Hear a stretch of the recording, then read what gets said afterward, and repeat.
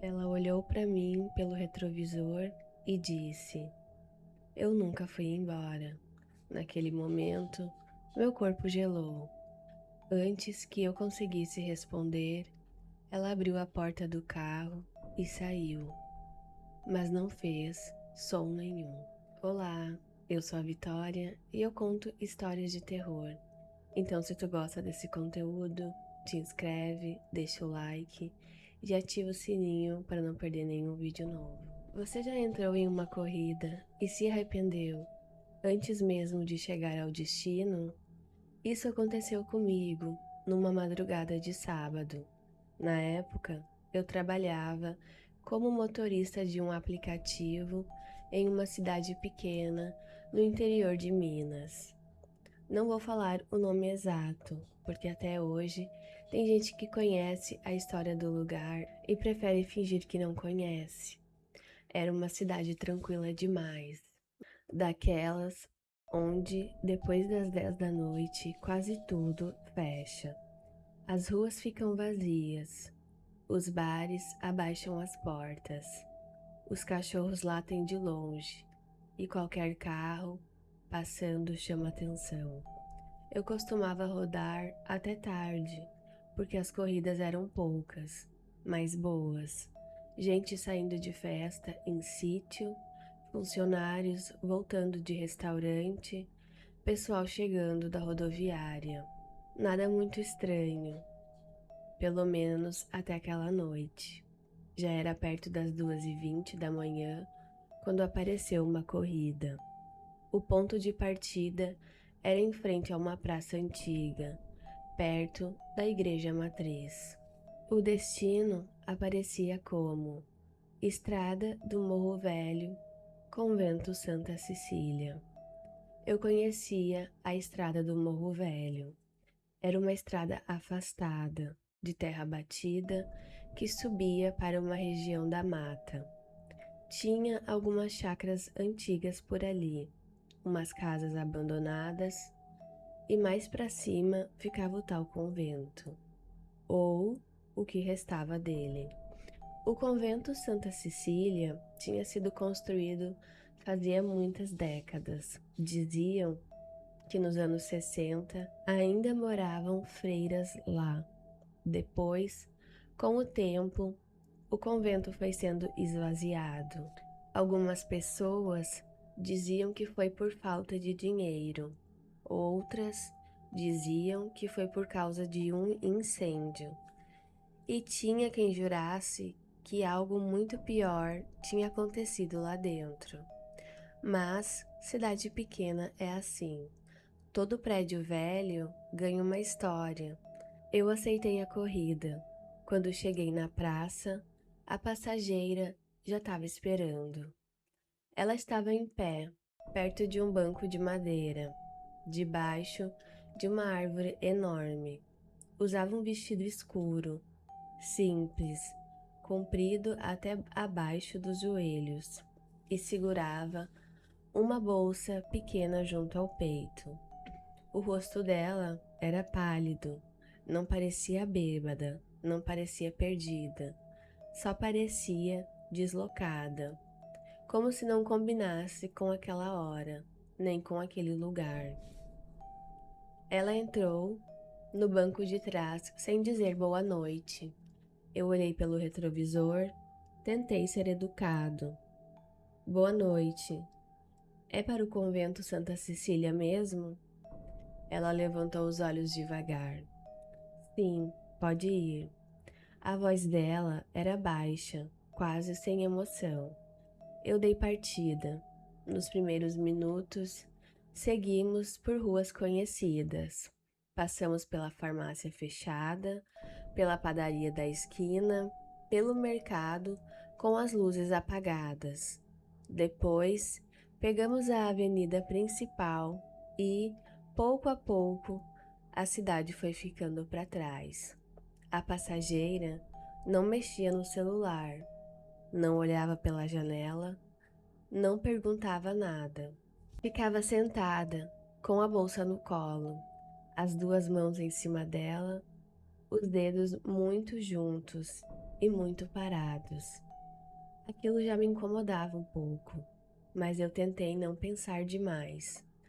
Só que quando entramos na estrada do Morro Velho, o clima dentro do carro mudou. Não sei explicar de outro jeito. Foi como se o ar tivesse ficado mais pesado.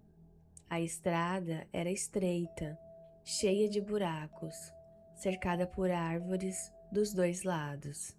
O farol iluminava só um pedaço pequeno da frente, e o resto era escuridão. A cidade desapareceu no retrovisor. O sinal do celular começou a falhar. O aplicativo travou por alguns segundos e depois voltou. Eu olhei pelo retrovisor. A passageira continuava imóvel, então perguntei: "A senhora trabalha lá em cima?" Ela demorou para responder: "Já trabalhei." A resposta me incomodou. "Já trabalhei? Não trabalho. Não vou visitar alguém. Já trabalhei." Fiquei em silêncio por um tempo, mas a curiosidade falou mais alto. Achei que o convento estivesse abandonado. Ela virou o rosto para a janela. Abandonado não é a palavra certa. Como assim? Ela não respondeu. Apenas continuou olhando para fora. E foi aí que eu notei a primeira coisa estranha. Havia alguém na beira da estrada. Por um segundo, o farol iluminou uma figura parada entre as árvores. Parecia uma mulher usando roupa clara, muito clara, quase branca. Eu freiei um pouco, assustado. Quando eu olhei de novo, não havia ninguém. "A senhora viu aquilo?" perguntei. A passageira respondeu sem se mexer. "Não olhe para elas." Eu senti um arrepio subir pela nuca. "Elas quem?" Ela ficou em silêncio. A partir dali, eu só queria terminar a corrida. Mas continuei subindo a estrada devagar. Os pneus batiam nas pedras, o carro balançava e a mata parecia cada vez mais fechada ao redor. Então o rádio ligou sozinho. Eu juro, ele estava desligado. De repente, saiu um chiado baixo pelos alto-falantes. Um ruído antigo, como o rádio fora de estação. Tentei desligar, mas o botão não respondeu. No meio do chiado veio uma voz feminina, muito distante. Parecia alguém cantando. Não era música comum. Era um canto arrastado, triste, como aqueles cânticos de igreja antiga. A passageira fechou os olhos e começou a sussurrar junto, baixinho. Eu não conseguia entender as palavras, só percebia que ela sabia exatamente o ritmo. "Que música é essa?" perguntei, tentando disfarçar o medo. Ela abriu os olhos. "Elas cantam quando alguém volta." Eu quase parei o carro ali mesmo, mas a estrada era estreita demais. Não tinha onde virar, e para piorar, o aplicativo indicava que faltavam apenas 3 minutos. 3 minutos foi o tempo mais longo da minha vida. Quando finalmente chegamos ao alto do morro, o convento apareceu. Eu me arrepiei inteiro. O portão de ferro estava torto, enferrujado, meio aberto. Atrás dele havia um caminho de pedra, tomado por mato. Mais ao fundo, o prédio antigo do convento surgia no escuro. Era enorme, muito maior do que eu lembrava. Tinha paredes manchadas, janelas altas, algumas quebradas, outras tapadas com madeira. No centro havia uma torre pequena, com uma cruz no alto. A cruz estava inclinada, quase caindo. Mas o mais estranho era que uma luz fraca vinha de dentro do prédio. Uma luz amarelada, como vela. Eu parei antes do portão. Chegamos. A passageira não saiu. Ela ficou olhando para o convento como se estivesse esperando alguma autorização. O aplicativo travou novamente. A tela ficou branca por alguns segundos. Depois voltou para o mapa, mas a rota tinha sumido. Senhora, ela abriu a bolsa devagar. Eu achei que fosse pegar dinheiro, algum documento, qualquer coisa. Mas ela tirou uma chave antiga, grande, preta, daquelas de ferro que parecem pertencer a uma porta de madeira pesada. Ela segurou a chave no colo e disse: "Você precisa me levar até a entrada." Eu olhei para o portão. "Não dá para entrar com o carro aí. Está tomado de mato." Ela virou o rosto para mim pela primeira vez. Eu vi os olhos dela direito no retrovisor e tinha algo errado. Não era só o olhar. Era como se os olhos dela refletissem uma luz que não vinha de lugar nenhum. "Por favor," ela disse, "eu não posso atravessar sozinha." Eu devia ter recusado, devia ter dado ré, pedido para ela descer, encerrado a corrida e ido embora. Mas havia algo na voz dela. Não era exatamente uma ameaça, era tristeza. Uma tristeza tão profunda que me deixou sem reação. Respirei fundo, e quando avancei devagar pelo portão, os galhos rasparam na lataria. O caminho de pedra fazia o carro tremer. A cada metro que avançava, o ar parecia mais frio. E então eu vi as janelas. No segundo andar do convento, havia rostos, vários rostos, parados atrás dos vidros escuros. Mulheres, todas pálidas, todas olhando para o carro. Eu freiei na hora. Meu Deus! A passageira segurou a chave com mais força. "Não pare, tem gente ali. Não pare." A voz dela mudou. Agora era firme, quase desesperada.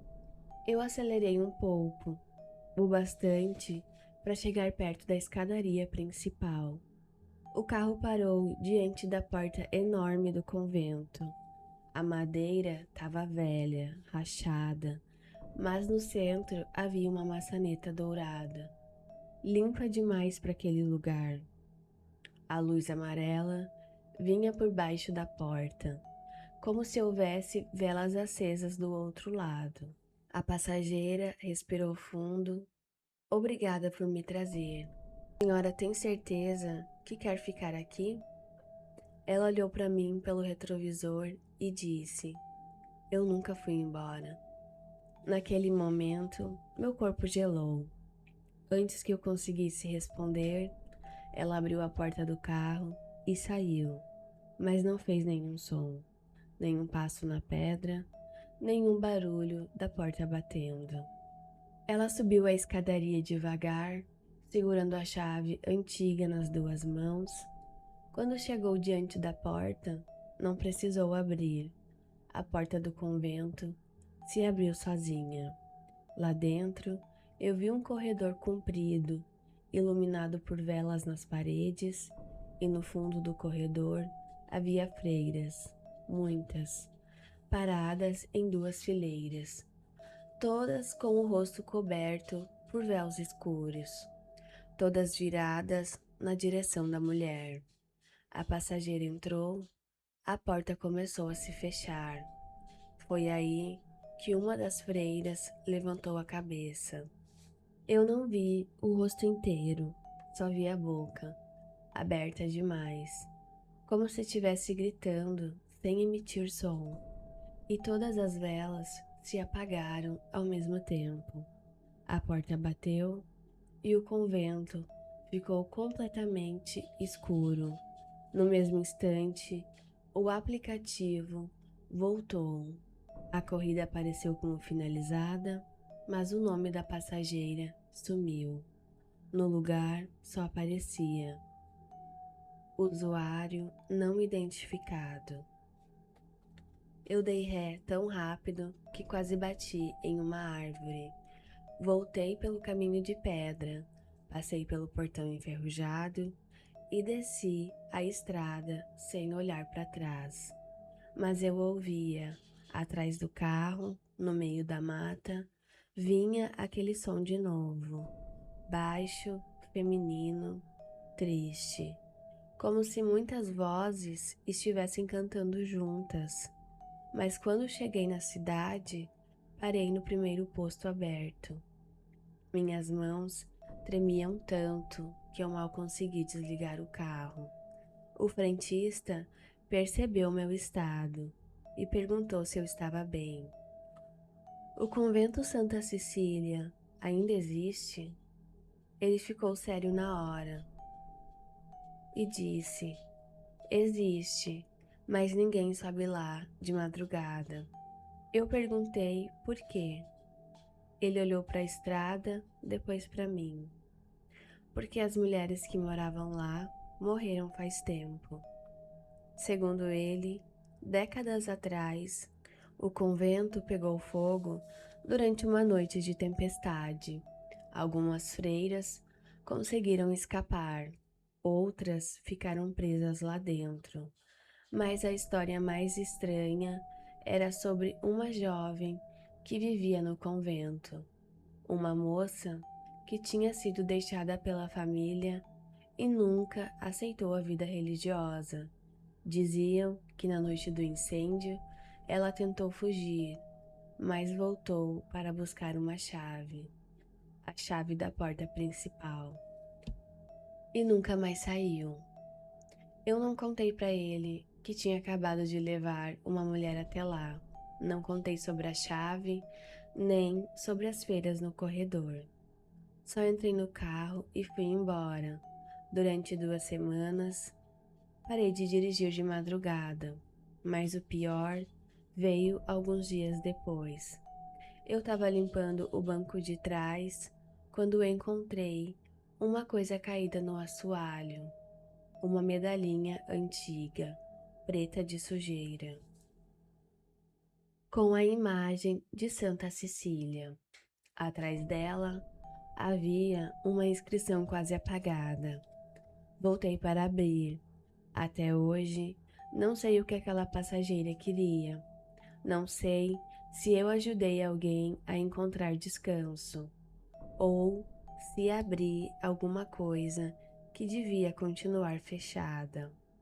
Mas, de vez em quando eu tô dirigindo tarde da noite, o rádio chia sozinho por alguns segundos. E no meio do chiado, eu escuto aquele canto, baixinho, distante, como se viesse de dentro do banco de trás. E quando olho pelo retrovisor, sempre tenho a impressão de ver uma mulher sentada ali, segurando uma chave antiga no colo. Você já olhou pelo retrovisor e sentiu que alguém dentro do seu carro estava tentando te avisar alguma coisa?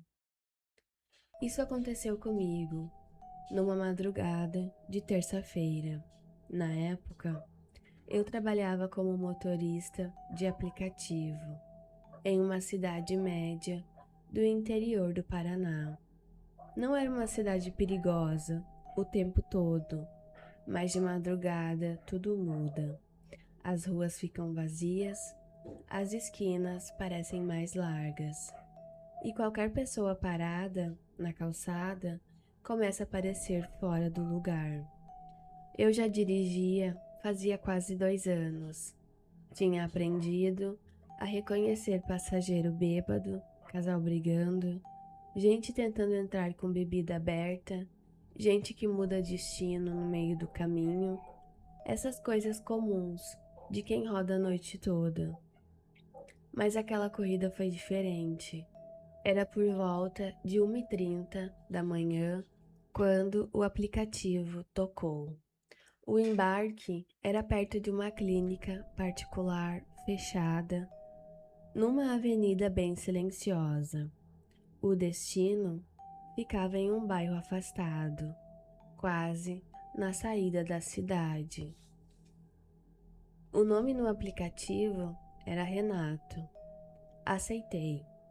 Quando cheguei ao ponto de embarque, vi um homem parado na calçada com uma criança ao lado.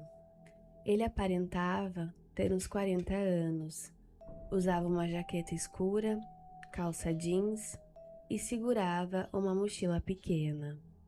A criança parecia ter uns 7 ou 8 anos. Ela estava de blusa de moletom, capuz na cabeça e carregava um brinquedo nas mãos, um carrinho vermelho. A primeira coisa que achei estranha foi o horário. Não era comum ver uma criança acordada na rua àquela hora, ainda mais em frente a uma clínica fechada. Mas tentei não julgar. Talvez fosse alguma emergência. Talvez estivessem voltando de algum atendimento. O homem abriu a porta de trás e falou: "Entra, filho." A criança entrou primeiro. Sentou atrás do banco do passageiro, bem perto da porta. O homem entrou depois e sentou no meio do banco traseiro, deixando a criança encostada no canto. Eu olhei pelo retrovisor e perguntei: "Boa noite. O destino está certo?" O homem respondeu rápido demais: "Está sim, pode seguir." A criança não disse nada. Ficou olhando para baixo, girando as rodinhas do carrinho vermelho com o dedo. Comecei a corrida. No início, tudo parecia normal. O homem ficou mexendo no celular, a criança continuava quieta. O carro seguia por ruas vazias, com semáforos piscando amarelo e lojas fechadas dos dois lados. Mas eu tinha uma sensação ruim. Não era medo ainda, era incômodo. Aquele tipo de incômodo que começa pequeno, mas vai crescendo, sem você saber explicar por quê. Depois de alguns minutos, tentei puxar conversa. "Vocês estavam na clínica?" O homem levantou os olhos pelo retrovisor. "Estávamos." Só isso, nenhum detalhe. Eu insisti, tentando parecer natural. "Está tudo bem com ele?" Ele demorou um pouco antes de responder. "Vai ficar." A criança parou de girar as rodinhas do carrinho e, naquele silêncio pequeno, quase imperceptível, eu ouvi um sussurro, bem baixo: "Moça." Eu olhei pelo retrovisor. A criança estava de cabeça baixa. O homem estava olhando para o celular. Achei que tivesse imaginado. Continuei dirigindo. Alguns segundos depois, ouvi de novo: "Moça." Dessa vez, meu coração apertou. Eu mantive os olhos na rua, mas ajustei um pouco o retrovisor para ver melhor a criança. Ela continuava com o rosto meio escondido pelo capuz. O homem percebeu meu movimento. "Algum problema?" "Não", respondi, só conferindo o trânsito. Mas não tinha trânsito nenhum. A avenida estava vazia. Foi aí que a criança levantou o rosto pela primeira vez. Eu vi os olhos dela no retrovisor, grandes, assustados, e a boca se mexeu sem emitir som. Eu consegui entender mesmo assim. "Me ajuda." Meu corpo inteiro gelou. Por um segundo, quase tirei o pé do acelerador. O homem virou o rosto na direção da criança. "Fica quieto", ele falou baixo. Mas não foi tom de pai corrigindo o filho, foi tom de ameaça. A criança abaixou a cabeça na hora. Eu tentei manter a calma, segurei o volante com força e continuei dirigindo como se não tivesse percebido nada. Por dentro, minha cabeça começou a correr. Será que aquele homem era mesmo o pai dele? Será que a criança estava com medo por outro motivo? Será que eu deveria parar num posto, ligar para alguém, chamar a polícia? O problema é que a estrada começou a ficar mais vazia. O aplicativo mandou sair da avenida principal e pegar uma rua lateral que levava para bairros mais afastados. Casas simples, terrenos baldios, oficinas fechadas, poste falhando. O destino ficava cada vez mais longe da parte movimentada da cidade. Foi quando a criança sussurrou de novo: "Eu não quero voltar para lá." O homem fechou a mão sobre a mochila. "Chega." Eu senti o sangue sumir no meu rosto. Dessa vez eu não tinha dúvida. A criança tinha falado e estava com medo. Tentei agir como se estivesse apenas seguindo a rota. "O senhor prefere que eu vá por dentro ou pela avenida?" Perguntei. Ele respondeu seco: "Pelo aplicativo." O tom dele mudou. Ficou mais duro, mais impaciente. A criança apertou o carrinho vermelho contra o peito. Eu vi pelo retrovisor que as mãos dela tremiam. Foi aí que decidi fazer uma coisa. Fingi que meu celular tinha travado. "Estranho, o aplicativo está bugando." Peguei o celular do suporte, sem tirar totalmente os olhos da rua, e apertei o botão de emergência do próprio app. Ao mesmo tempo, comecei a reduzir a velocidade. O homem percebeu. "Por que está diminuindo?" "Radar aqui na frente." Menti. Não tinha radar, mas ele olhou pela janela, desconfiado. Quando nos aproximamos de um posto de gasolina 24 horas, eu entrei no pátio sem avisar. O homem se inclinou para a frente. "Ei, o destino não é aqui." "Vou só conferir o pneu, senti o carro puxando." "Não precisa." "Precisa sim, segurança." Parei perto da loja de conveniência, bem embaixo da luz forte. Tinha um frentista lá fora e 2 caminhoneiros tomando café perto da porta.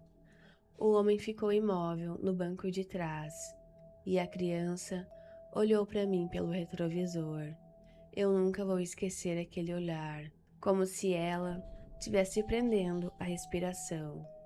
Eu destravei as portas. "Vou descer rapidinho." Mas antes que abrisse a minha porta, o homem segurou o braço da criança. "A gente vai embora." Ele tentou abrir a porta do lado dele, mas eu já tinha travado de novo, usando o botão da frente. Foi instinto. Nem pensei direito, só travei. Ele olhou para mim com uma expressão que mudou completamente. A máscara caiu. O rosto dele ficou duro, frio, vazio. "Abre a porta." Eu tentei manter a voz firme. "Senhor, eu vou pedir ajuda ali no posto." "Abre a porta agora." A criança começou a chorar em silêncio, sem som, só as lágrimas descendo. O homem aproximou o rosto do vão entre os bancos. "Você não sabe no que está se metendo." Foi quando o frentista percebeu alguma coisa errada. Ele veio andando na nossa direção. Eu abaixei o vidro só um pouco e falei alto: "Moço, chama a polícia, por favor." O homem se desesperou. Começou a puxar maçaneta, bater na trava, xingar baixo.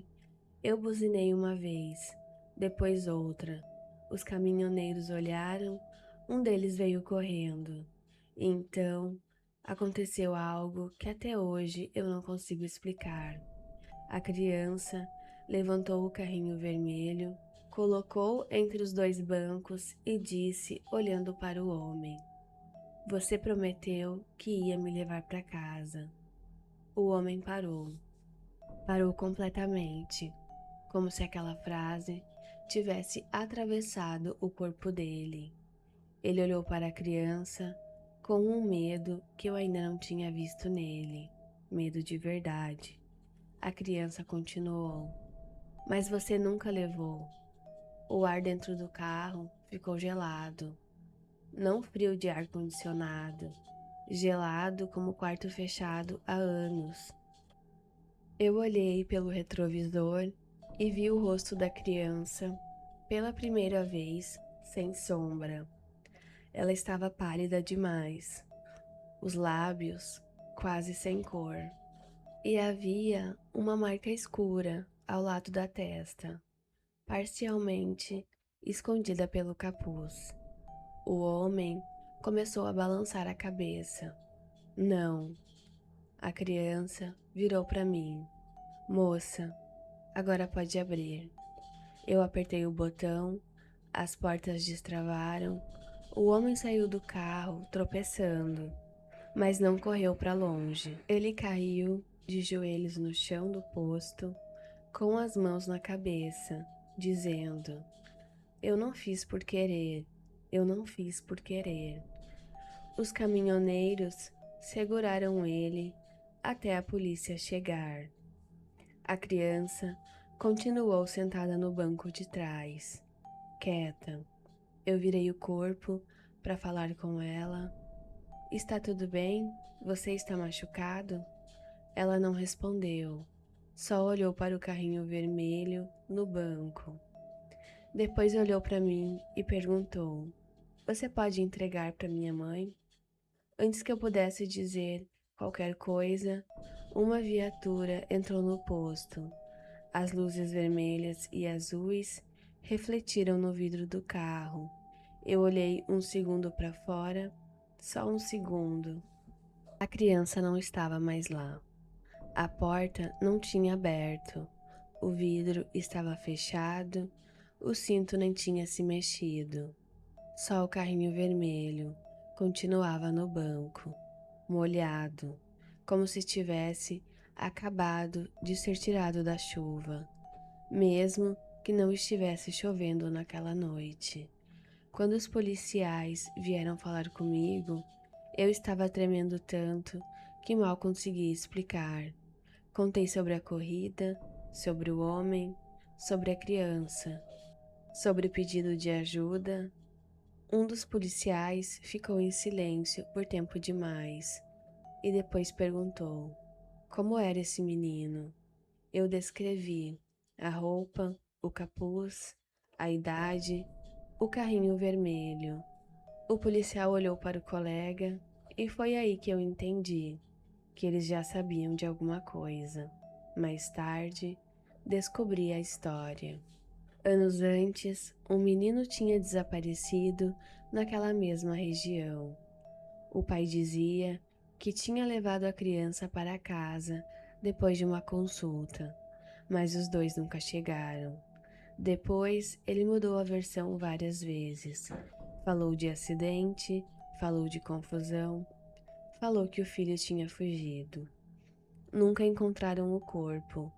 Nunca encontraram o brinquedo favorito dele, um carrinho vermelho. O homem da minha corrida era o pai, o mesmo pai. Ele tinha sido investigado, mas nunca preso por falta de provas. Naquela madrugada, depois de ser levado pela polícia, ele acabou confessando onde havia deixado o menino. Não vou entrar em detalhes, só digo que era perto do bairro para onde ele queria que eu dirigisse. Um lugar afastado, escuro, sem movimento. A polícia ficou com o carrinho como prova, mas antes de entregarem, eu vi uma coisa escrita embaixo dele. riscada no plástico com alguma ponta fina. Era uma frase pequena, torta, quase infantil. Quero ir para casa. Eu parei de dirigir por algumas semanas depois disso.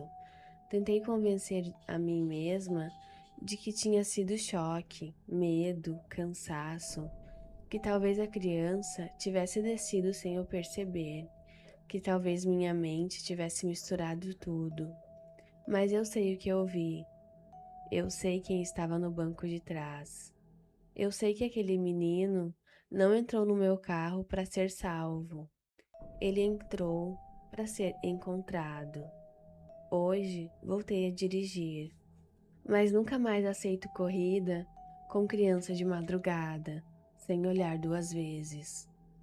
Porque às vezes o aplicativo toca, sempre perto da 1h30, sempre com destino para o mesmo bairro afastado.